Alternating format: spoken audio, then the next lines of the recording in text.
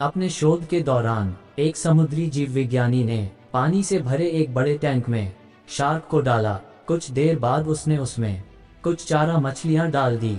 चारा मछलियों को देखते ही शार्क तुरंत तैरकर उनकी ओर गई और उन पर हमला कर उन्हें खा लिया।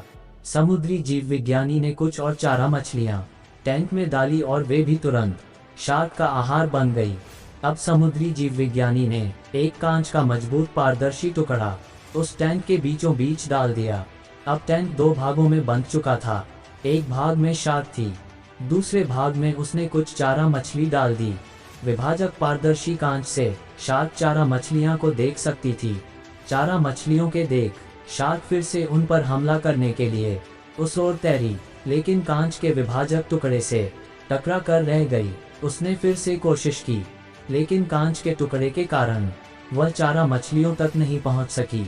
शार्क ने दर्जनों बार पूरी आक्रामकता के साथ चारा मछलियों पर हमला करने की कोशिश की, लेकिन बीच में कांच का टुकड़ा आ जाने के कारण वह असफल रही।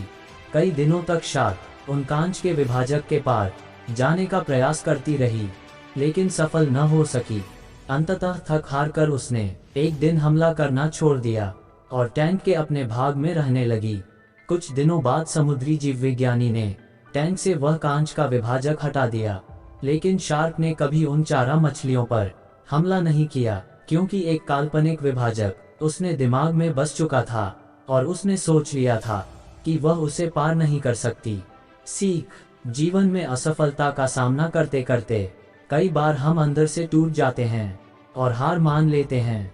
हम सोच लेते हैं कि अब चाहे कितनी भी कोशिश कर लें, सफलता हासिल करना नामुमकिन है, और उसके बाद हम कभी कोशिश ही नहीं करते।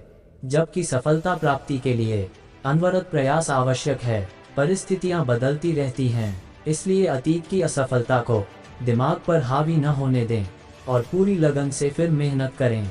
सफलता आपके कदम चूमेगी।